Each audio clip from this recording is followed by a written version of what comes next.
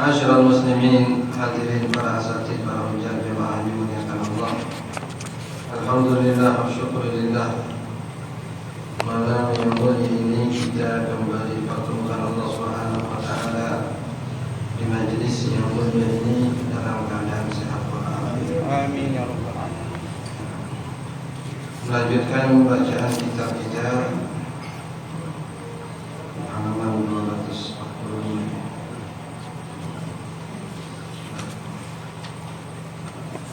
Qala al-imam al-muallif rahimahullahu ta'ala wa adama naf'a bihi wa bi barakati ulumihi wa bikum fid darain amin radhiyallahu anhu. Qala fa amma al-ijtima'u lidh-dhikri binfiradin fa huwa sabitun min haditsin muttafaqin alaih. Jadi sebelumnya beliau menjelaskan tentang kesunahan zikir dengan suara keras, dengan suara nyaring. Karena itu yang dipraktekkan oleh Rasulullah SAW, sekaligus juga diriwayatkan oleh para sahabat. Hadis sebelumnya hadis Sayyidina Abdullah bin Abbas radhiyallahu ta'ala anhuma dalam Sahih Bukhari. Nah, beliau mengatakan kunna na'lamu qira'a salati Rasulillah sallallahu alaihi wasallam bit takbir. Kami yang di rumah yang enggak sembahyang berjamaah, ini kaum wanita dan kanak-kanak, karena Ibnu Abbas saat itu masih kanak-kanak.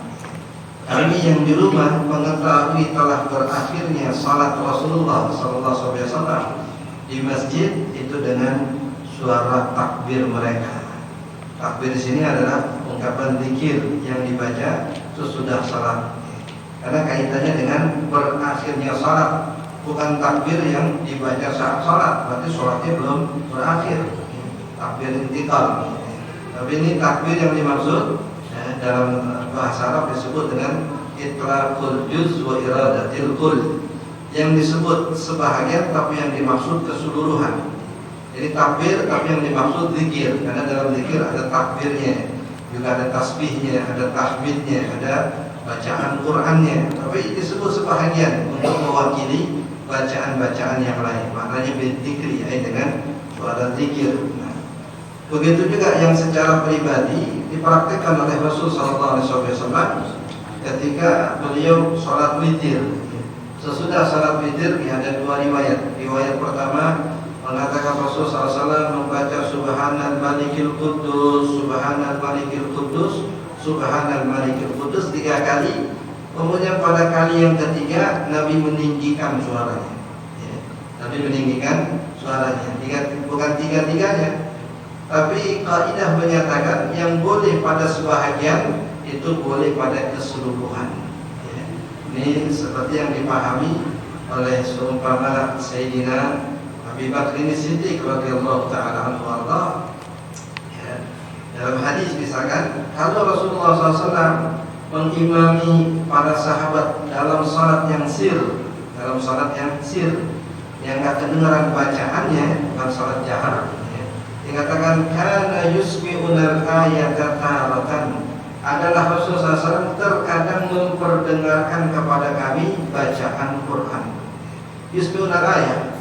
Jadi walaupun salatnya salat sir, tapi sahabat kadang memperdengarkan bacaan.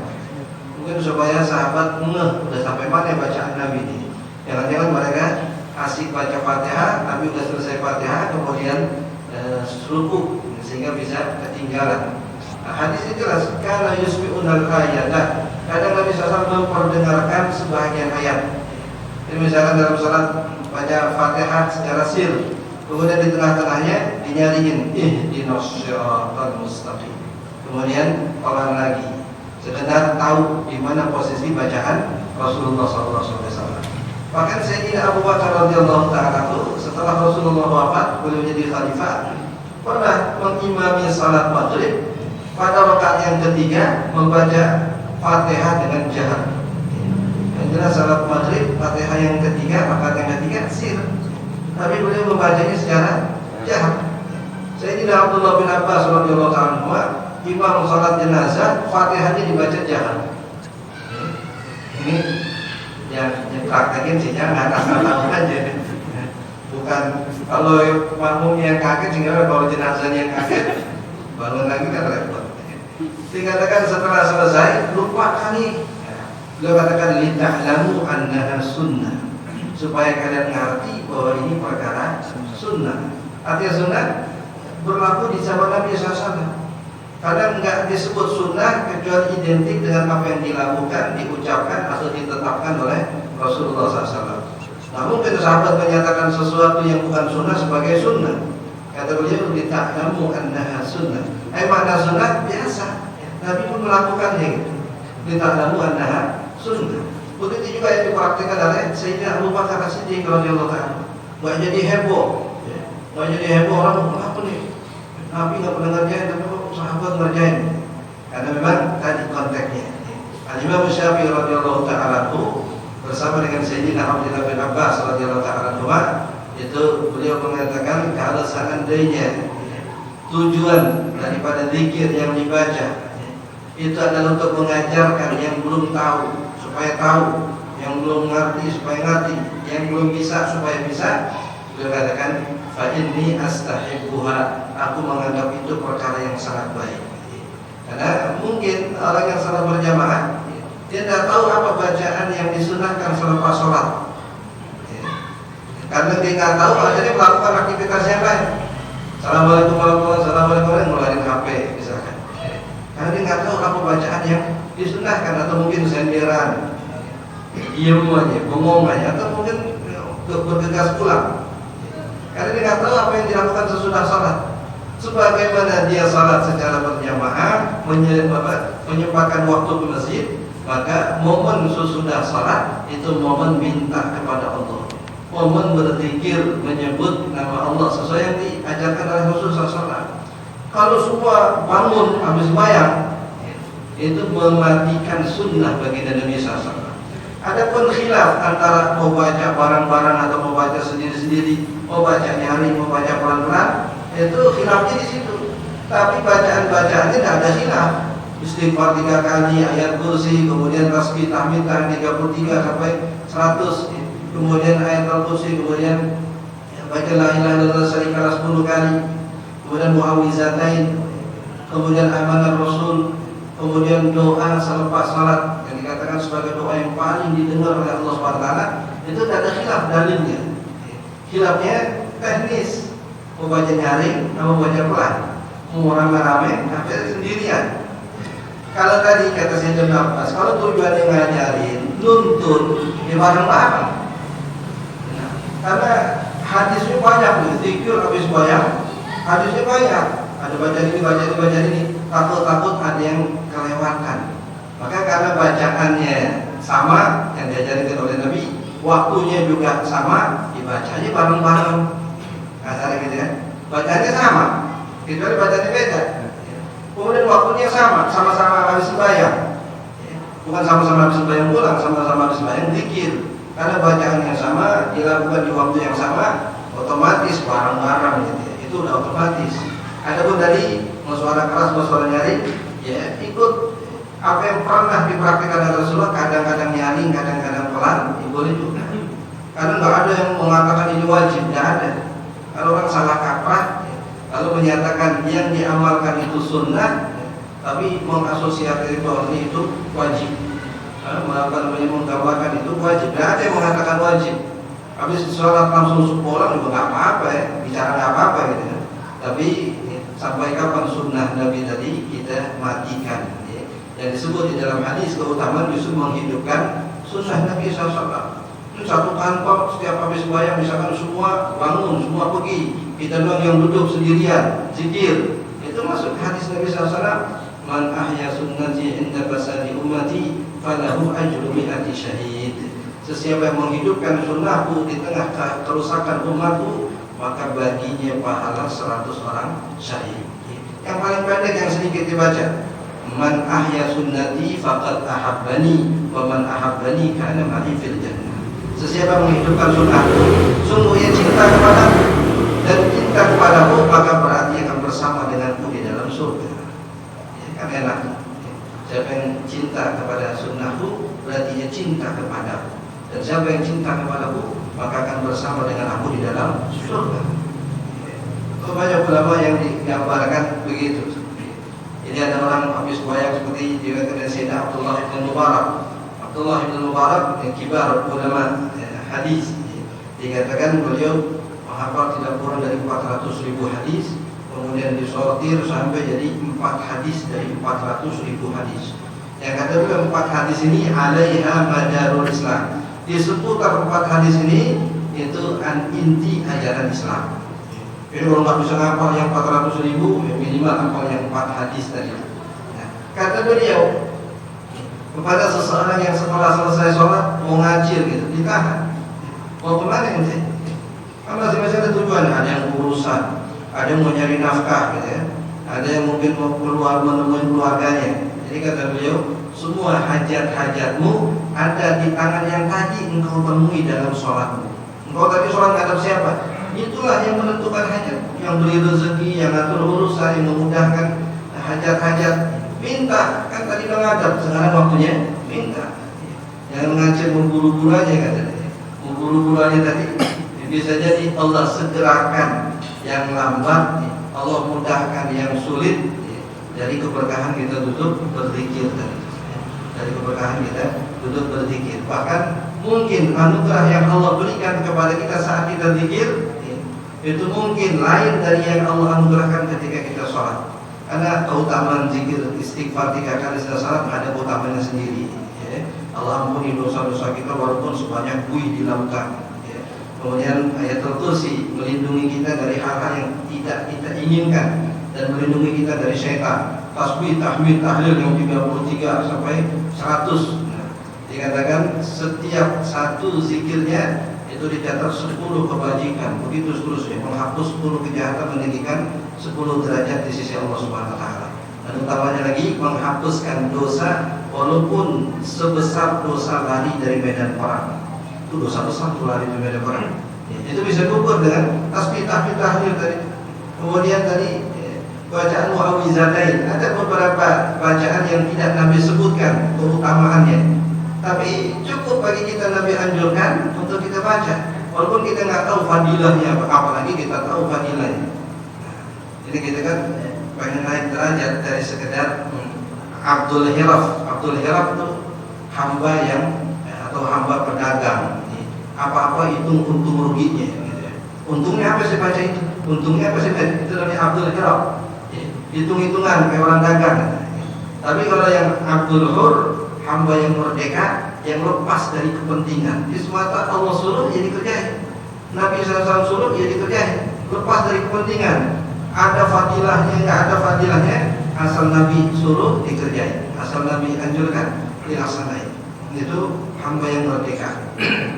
Yang begini Allah beri lebih dari yang Allah beri kepada orang yang hitung-hitungan. Orang yang hitung-hitungan, Allah juga hitung-hitungan. Di dalam hadis Nabi jelaskan orang-orang yang di hadapan Allah pun masih hitung-hitungan. Kata Allah SWT, udkhulil jannata bi rahmati. Tolong masuklah kamu ke dalam surga dengan rahmatku. Kata orang tadi, ya Rabb, saya nggak mau masuk surga dengan rahmat. Saya mau masuk surga dengan amalku. Capek-capek ada amal di dunia. Nggak mau masuk surga dengan rahmat. Saya ingin masuk surga dengan amal. Allah kemudian meletakkan seluruh timbangan amalnya. Lalu Allah timbangan yang satu lagi Allah letakkan nikmat mata. Satu mata ditaruh timbangan itu, maka tosyak kalah itu timbangan amal kebajikannya berbanding dengan nikmat 1 biji mata. Baru 1 biji mata, belum biji-biji yang lain. Akhirnya kata orang tadi, ya Rabb, kalau begitu masukkanlah aku ke dalam surga dengan rahmat-Mu. Kayak tadi kayak langsung masuk surga, oh kan? Pengen hitung-hitungan dengan Allah, baru merasa amalnya kebanyakan. Apa iya nggak bisa jadi referensi untuk masuk dalam surga? Nggak cukup kalau hitung-hitungan tadi. Nabi SAW pun juga sebut begitu, innakum lan tadkhulul jannata bi a'malikum. Qalu wa la anta ya Rasulullah, qala wa la ana illa an yataghammadani Allah bi rahmatin minhu wa fadlin. Kalian nggak bisa masuk surga dengan amal kalian. Begitukah juga dengan engkau ya Rasulullah? Begitu juga dengan aku. Kecuali Allah meliputi aku dengan karunia dan rahmatnya. Hanya dengan itu aku bisa masuk ke dalam surga. Walaupun di ayat Al-Quran tadi udkhulul jannata bi'amalikum atau bima kuntum ta'malun, masuklah kalian ke dalam surga dengan sebab apa yang kalian perbuat di dunia. Jadi kalau ini secara majaz, kalau ini secara hakikat. Secara majaz kita masuk surga seakan-akan dengan amal kita. Secara hakikat kita masuk surga dengan rahmat Allah. Ada yang memberi kekuatan untuk beramal Allah, yang memberi taufik supaya kita beramal Allah, yang memberi hidayah supaya kita beramal Allah. Jadi hamba sama sekali nggak punya daya dan kuasa apa-apa, nggak punya andil apa-apa, semata rahmat dan kasih sayang Allah Subhanahu Wa Taala. Nah, ini terkait dengan itu. Kemudian yang kedua di sini kata beliau ya, tentang kumpul berzikir atau kumpul di majelis zikir. Jadi hadisnya hadis sahih riwayat Imam Muslim. Nabi SAW bersabda, Inna lillahi malaikatan yatufuna fit turuq. Sesungguhnya Allah Subhanahu Wa Taala memiliki malaikat yang bahasa kita ini bergentayangan di jalan-jalan. Yatufuna fit turuq. Apa yang mereka lakukan? Apa tugas yang mereka dibebankan? Yaltamisuna hilaqat dzikri, di mana mereka mencari-cari halaqah zikir. Ini bukan halaqah ilmu, nilai lagi nih. Jadi dalam bahasa Arab, redaksi atau lafaz yang langsung terdetik di pikiran seseorang ketika mendengar lafaz itu namanya makna hakikat. Makna hakikat. Kalau seandainya ada makna lain selain makna hakikat yang nggak langsung kita atau yang nggak langsung terdetik di hati kita, itu namanya makna majaz. Kalau saya bilang di masjid ini ada singa, yang terdetik di hati orang ketika mendengar kata-kata singa, ya binatang buas. Tapi singa dalam bahasa Arab artinya seorang yang pemberani, disebut singa. Ada singa tuh. Kapan kita artikan apa namanya majaz? Kalau hakikatnya nggak mungkin. Kalau hakikatnya nggak mungkin. Jadi kalau kita katakan saya melihat singa di masjid, singa dari mana ada di masjid? Berarti yang dimaksud orang yang berani. Nah itu mutabadir. Nah ini begitu juga. Hilaqat dzikri, itu malaikat tugasnya cuma satu, nyari majelis-majelis zikir, halaqah. Disebut halaqah artinya bunderan, lingkaran. Namanya halaqah, hilaq. Apa namanya, kalung itu hilang karena dia melingkari leher kita. Setiap yang melingkari disebut dengan hilang atau halaqah, itu mufradnya halaqah. Halaqah zikir karena orang yang ada di dalamnya itu membuat lingkaran-lingkaran. Ini nggak sebut jumlah bilangannya, ada yang sekian, ada yang sekian. Karena dalam hadis riwayat Sayyidina Salman itu 6 orang sahabat yang zikir di Masjid Nabawi, hadis yang kemarin yang kita riwayatkan.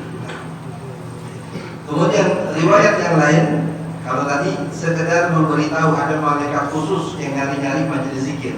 Fitur di jalan-jalan, artinya selagi ada akses ke tempat itu berupa jalan, itu malaikat samperin. Mau di gang sempit, ya, kasarnya, mau di lorong, asal ada akses jalan ke situ, walaupun malaikat nggak terhalang dengan akses apapun, bisa-bisa aja. Karena mereka nggak seperti manusia, terbatas dengan akses. Yang kami suruh mencari-cari majelis zikir. Iltimas ini beda dengan tolak. Tolak juga sama artinya mencari. Tapi iltimas ada kesan antara yang selevel. Kalau saya minta tolong kepada seseorang disebut iltimas. Kalau kita kedudukannya lebih tinggi dari orang yang kita mintain tolong, namanya tolak.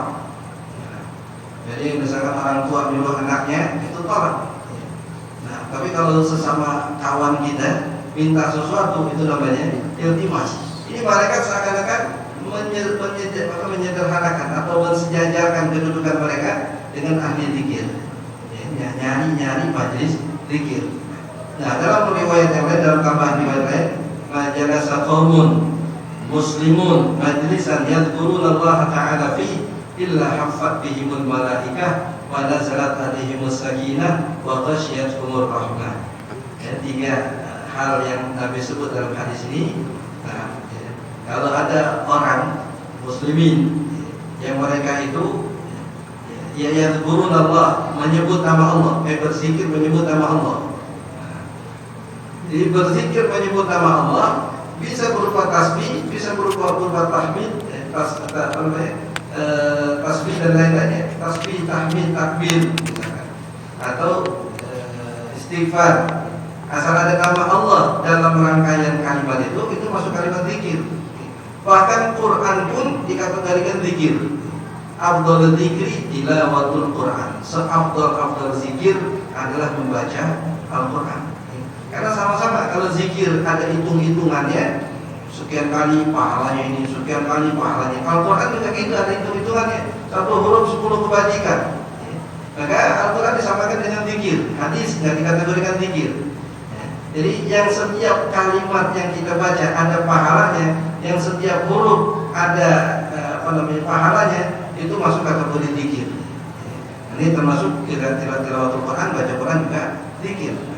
Nah, 3 hal yang disebut oleh Nabi sebagai anugerahnya atau fadilahnya, nazalat bihimur rahmah. Allah turunkan kepada mereka rahmat dan kasih sayang Allah. Atau kalau ikut urutan hadis yang di sini, hafat bihimul malaika. Hafa yahufu artinya diliputi. Karena malaikat kan media mereka untuk berpindah dari satu tempat ke tempat yang lain sayap.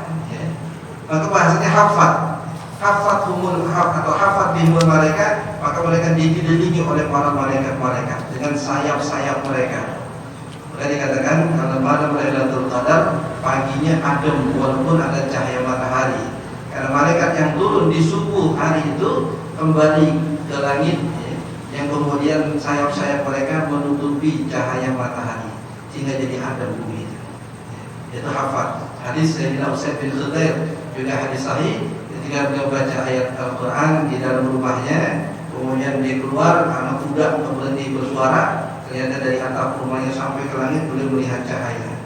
Subuh-subuh ngadu pada Rasulullah, ya Rasulullah, saya baca Quran, kemudian kuda saya nggak bisa berhenti, naikin kaki ke atas itu. Kalau saya berhenti ngaji, dia tenang. Tapi kalau saya mulai ngaji begitu lagi, saya takut nginjek kaki nginjek anak saya yang lagi tidur. Karena rumahnya nyampur dengan binatang piaraan. Ya. Kata Nabi SAW, itu adalah malaikat yang bertumpuk-tumpuk dari atap rumahmu sampai ke langit mendengarkan bacaan Quran. Jadi kalau bertumpuk-tumpuk sampai langit, berarti nggak hanya yang ada di atap rumahnya yang dengar, yang sampai ke atap langit pun, asal mereka bertumpuk-tumpuk itu tetap dengar. Kasarnya tetap nyetrum. Nggak dikatakan dengarnya dari langit, ya. Dikatakan mereka bertumpuk-tumpuk dari atap rumahnya sampai ke langit. Ya, mungkin bahasa kita begitu, gandengan tangan. Kalau mau dengar, ini harus nyetrumin dulu. Makanya dalam ijazah para ulama itu ada juga sambil salaman, nyetrumin rohaninya. Kalau kebanyakan orang yang ngambil ijazah, ya yang di belakang megang pundak orang yang di depan, begitu terus sampai ke belakang. Ya, itu yang disebut di dalam hadis tentang baiat Rasulullah SAW bersama dengan para sahabat. Tangan Nabi letakkan satu, kemudian tangan para sahabat numpuk. Tangan kiri maka aku, tangan satu berapa banyak. Baiat itu baiat Aqabah, ada Aqabah pertama, ada Aqabah kedua, belum lagi baiat Hudaybiyah, itu baiat hidup semati. Tangan Nabi satu, tangan sahabat banyak. Berarti tangan yang lain numpuk di atas tangan kawan-kawannya, bukan langsung di atas tangan Rasulullah SAW. Yang terakhir Nabi letakkan tangan beliau di atas tangan para sahabat, kemudian beliau katakan hadihi yadu Utsman. Ini adalah tangan pengganti tangan Utsman karena beliau nggak datang. Dia masih negosiasi dengan orang kafir Quraisy. Nah, Rasulullah wakilkan dengan tangan beliau. Ini begitu juga di halaqah zikir. Nabi katakan hafat bihimul malaika, maka mereka diliputi oleh para malaikat, dinaungi oleh para malaikat. Wa nazalat alaihimus sakinah, dan Allah turunkan kepada mereka as-sakinah. Walaupun secara bahasa as-sakinah yang ketentraman, kenyamanan. Tapi Al-Imam Ibnu Hajar As-Siddiqi dalam Syarah Riyadhus Shalihin, beliau menukil pendapat atau riwayat bahwa sakinah itu nama malaikat yang menetap di hati orang yang beriman untuk menenteramkan hatinya. Ismul malak yanzil ala qalbil mu'min yutam'inuhu. Itu nama malaikat yang masuk ke dalam hati orang beriman untuk memberikan ketentraman di hatinya. Dan syarat alaihimus sakinah, turun kepada mereka as-sakinah. Jadi boleh diartikan sakinah secara bahasa yang ketenangan dan ketentraman. Kalau riwayat Ibnu Alam tadi, sebab dari mana ketenangan? Oh, rupanya ada malaikat khusus yang masuk ke dada orang yang berzikir tadi. Kemudian yang ketiga, wa ghasyiyatuhumur rahmah. Kemudian mereka akan diliputi oleh rahmah. Yang namanya ghasyiyah itu nempel. Makanya laki bini kalau berhubungan suami istri disebut ghasyiyah. Karena nempel. Jangankan pakaian aja kagak ada. Betul-betul nempel badan sama badan, kulit sama kulit. Nah, rahmah begitu juga. Nempel sama orang yang ada di majelis zikir. Ghasyiyatuhumur rahmah. Ghasyiyah secara bahasa juga artinya orang yang pingsan. Itu disebut dengan ghasyiyah.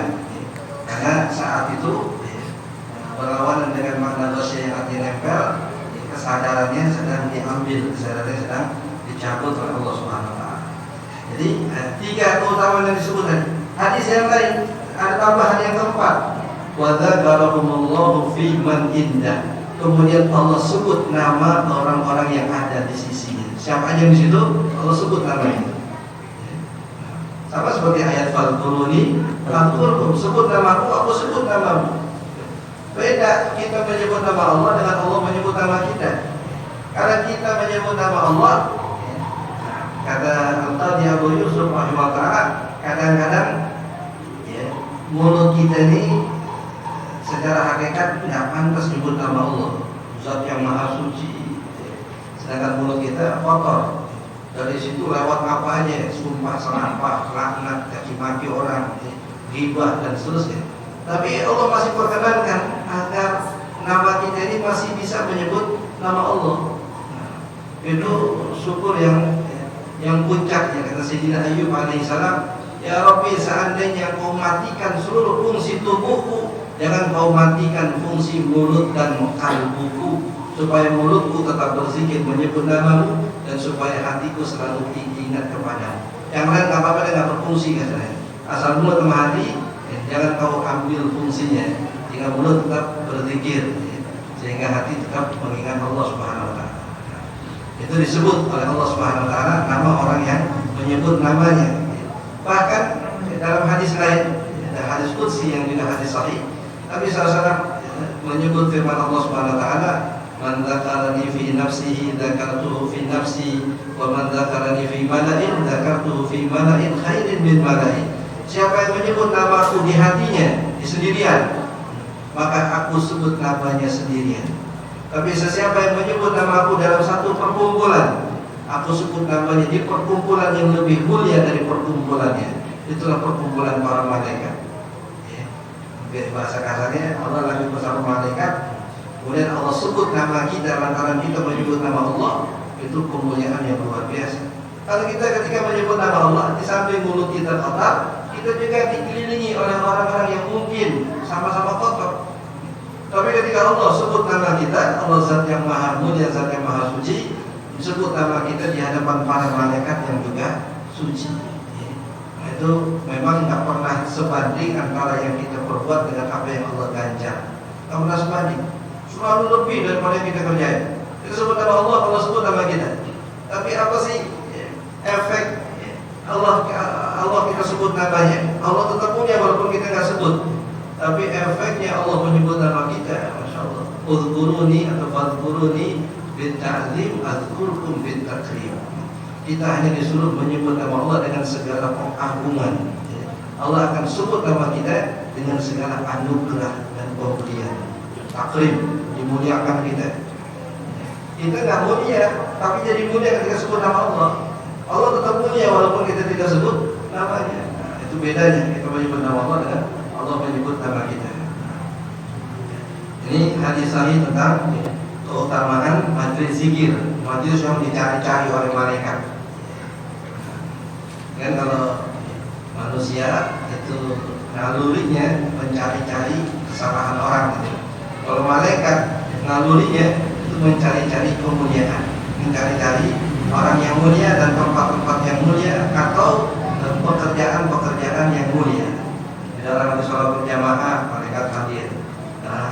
majelis ilmu, malaikat hadir. Majelis zikir, malaikat hadir. Nah, iringin jenazah, malaikat hadir. Ketika kita mentalkin mayit, malaikat hadir. Itu hadir di saat-saat dan di waktu-waktu yang mulia, di tempat-tempat yang mulia. Itu dikatakan oleh Nabi SAW, antara Hajar Aswad dengan rukun Yamani itu tidak kurang ada 70.000 malaikat yang mengaminkan setiap orang yang berdoa di tempat itu. Jadi kita lewat diambilkan di situ banyak Rabbana atina fid dunya hasanah. Kalau udah seakan-akan udah nggak ada lagi doa yang lebih pamungkas daripada itu. Orang sebut doa sapu jagat, fid dunya hasanah, wa fil akhirati hasanah. Kalau sekarang nambahin fid dunya maya hasanah, supaya selamat di dunia maya ya. Jangan aktif di dunia maya tapi banyak negatif ya. Kemudian ijtima' doa. Nah, ini kumpul-kumpul kemudian berdoa. Biasanya kan ada zikir doa. Ya. Ini udah sekali mau begitu, memang kumpulan hadis ini. Ini juga disebut ada hadis riwayat Imam Hakim dalam Mustadrak beliau. Kita tahu Imam Hakim orang yang menjejaki Imam Bukhari dan Imam Muslim dalam metode penyusunan kitab hadisnya. Jadi kan Imam Al-Bukhari dalam Sahih beliau itu sudah memastikan tidak semua hadis dicantumkan di sini. Tidak semua hadis yang sahih. Kalau semua hadis yang sahih dicantumkan, kayak apa tebelnya? Maka beliau memilih, katakan aku menghafal 600.000 hadis yang sahih dan aku juga menghafal 600.000 hadis yang tidak sahih. Tapi yang dicantumkan oleh Imam Bukhari itu hanya ada dalam kisaran 7.275 hadis. Padahal yang dihafal berapa? 600.000 hadis yang sahih. Tidak ada sepersekian persennya. Nah, Imam Muslim datang sesudah beliau, begitu juga. Beliau katakan, aku himpunkan dalam kitab hadisku ini 4.000 hadis yang sahih. Kemudian karena berulang-ulang jadi 12.000. Diulang di sini, di bab ini diulang lagi karena memang ada hubungannya. Ada hubungan ini hadis terkait dengan bab niat tapi juga terkait dengan bab amal, terkait juga dengan bab hijrah misalkan, terkait juga dengan ini. Akhirnya di bab berulang. Kalau dihitung jumlah hadis secara berulang ada 12.000. Tapi kalau disortir nggak diulang-ulang itu hadisnya hanya 4.000 saja. Padahal dari hadis sahih itu jauh lebih besar daripada 4.000 hadis doang. Akhirnya datang Imam Al-Hakim An-Nisaburi.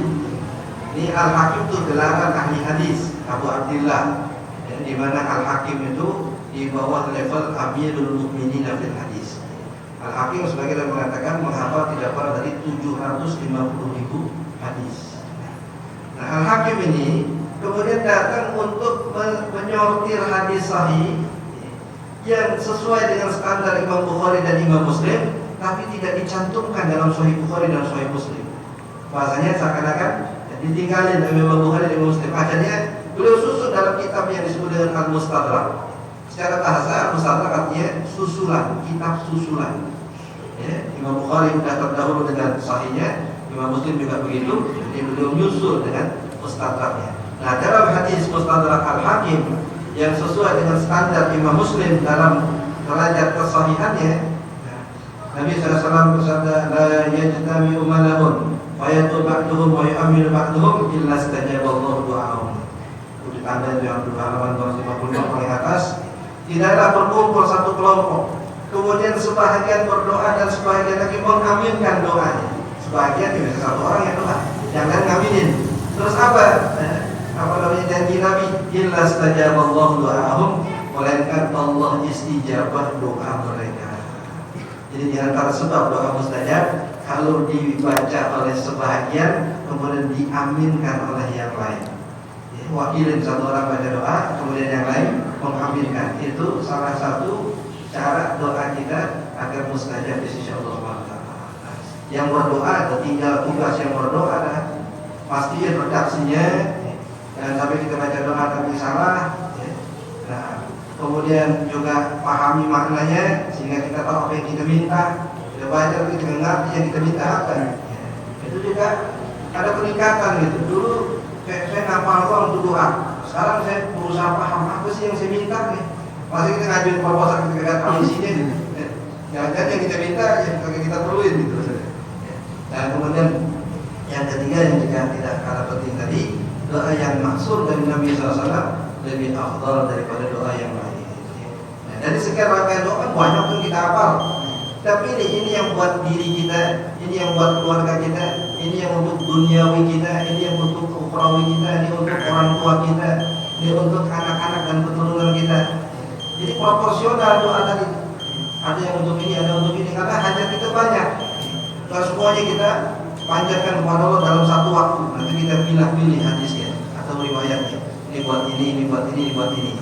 Jadi orang kalau berdoa, kita pahami, oh dia yang ini tujuannya ke sini, oh dia tujuannya ke sini. Sehingga kadang-kadang Nabi pun nggak berubah-ubah redaksi doa. Kalau lagi pagi doanya ini, kalau lagi sore doanya ini. Kalau habis witir doanya ini, kalau habis sholat doanya ini. Jangan takut dibilang, itu mulu doanya. Ya memang yang dianjurkan Nabi dalam waktu itu doa itu yang kita baca, nggak apa-apa. Karena memang Nabi SAW dalam hadis, Allah senang kalau orang berdoa dan mengulang-ulang permintaannya. Yulihun, kan ilham artinya diulang-ulang. Kalau diminta lagi. Ini bahagia dari itu. Nah nanti setelahnya baru kita membahas tentang berkumpul untuk baca Al-Quran. Baca Al-Quran itu masuk ayat kursi, masuk Yasin, termasuk yang lain-lain. Ini nanti bisa melakukan pertemuan yang akan datang. Yang kita ingin tekankan tadi, doa bareng-bareng ada hadisnya. Doa bareng-bareng ada dalilnya.